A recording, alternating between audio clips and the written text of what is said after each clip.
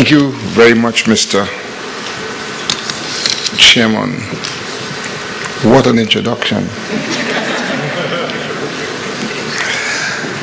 Honorable Tillman Thomas, the very distinguished Prime Minister of Grenada, His Excellency Kamali Sharma, Secretary General of the Commonwealth, His Excellency Jose Miguel Insulza, our Secretary General of the Organization of American States, Mr. Paul Skinner, Chairman of the Commonwealth Business Council, Dr. Mohan Kaul, the Director General of the Commonwealth Business Council, my colleagues, members of the Cabinet and Government of the Republic of Trinidad and Tobago. You will forgive me, ladies and gentlemen, if I acknowledge the very heroic efforts of our National Coordinator, Ambassador Luis Alberto Rodriguez, in putting together what promises to be a very successful Commonwealth Heads of Government meeting.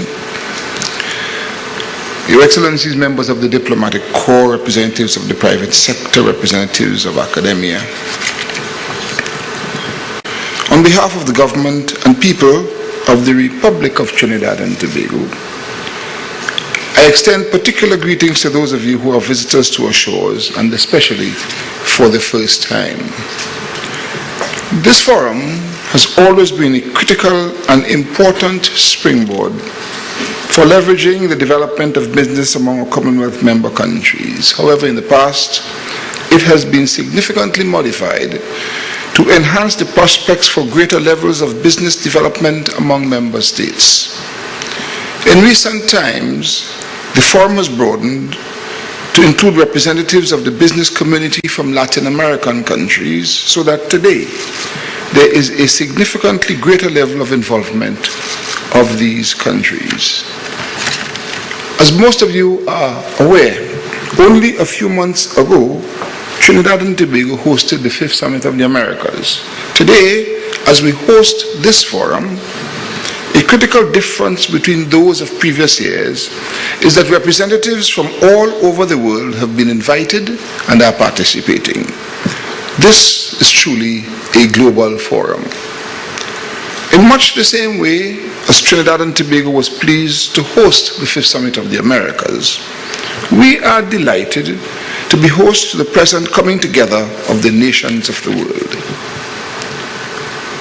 Ladies and gentlemen, as you've probably begun to realize, the country to which you have been invited for this Commonwealth Heads of Government meeting is a contradiction to what is expected. We are a small archipelagic state, but one with a significant and critically important difference. This country is highly industrialized, with the exception of Tobago, which is tourism-oriented. Our high level of industrialization has been based primarily on our exploitation of our hydrocarbon resources. But perhaps the more amazing fact is not the extent of these resources, reserves of which have always been small in comparison with those of other energy-producing countries, but what we have been able to do with the little that we have. For the record, ladies and gentlemen, Trinidad and Tobago has established 11 world-scale ammonia plants and 7 world-scale methanol plants at our Point Lisas industrial estate, 1 oil refinery, and 1 steel smelter, together with 4 direct reduced iron plants. We are possessed of 4 power generation complexes in Trinidad and 1 in Tobago, fueled by natural gas, and a 5th with a capacity of 765 megawatts is currently under construction.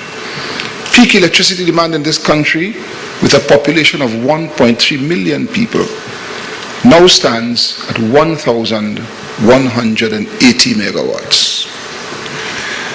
And may I provide you, my dear friends, with some indication of what is on the drawing board. Firstly, we have commenced the construction of an aluminium smelter.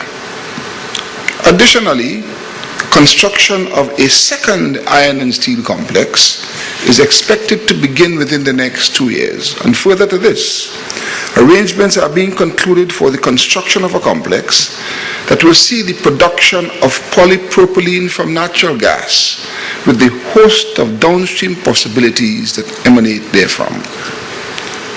We are moving to establish in Trinidad and Tobago a major dry docking facility and later on a shipyard. We've also already engaged in the construction of our own oil platforms at our major fabrication yard at La Brea in South Trinidad. All of this will require additional power generation capacity, and as a result of this, we are moving to expand our electricity generation and distribution systems and to replace existing older technology plants with modern combined cycle systems. In this regard, Trinidad and Tobago, on a per capita basis, is already one of the largest consumers of electricity in the world.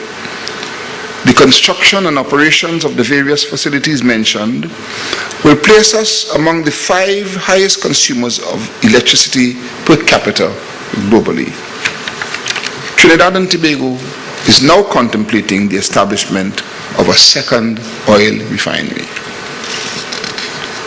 The foregoing constitutes an indication of some of our development plans and initiatives related to the energy sector. They do not by any means exhaust the list of forthcoming initiatives. Towards this end, we've already established a number of industrial parks, and there are more to come as agencies for transformation into viable commercialized industries, including the major Tamana Technology Park at Wallerfield, associated with the now 5-year-old University of Trinidad and Tobago. In addition, we are also now building a pipeline to bring natural gas to the new Cove Industrial Estate in Tobago, an island that we are determined to keep clean, green, and serene. All these new industries, my dear friends, shall be supported by the requisite level of technological competence on the part of our citizens and the use of cutting-edge domestic and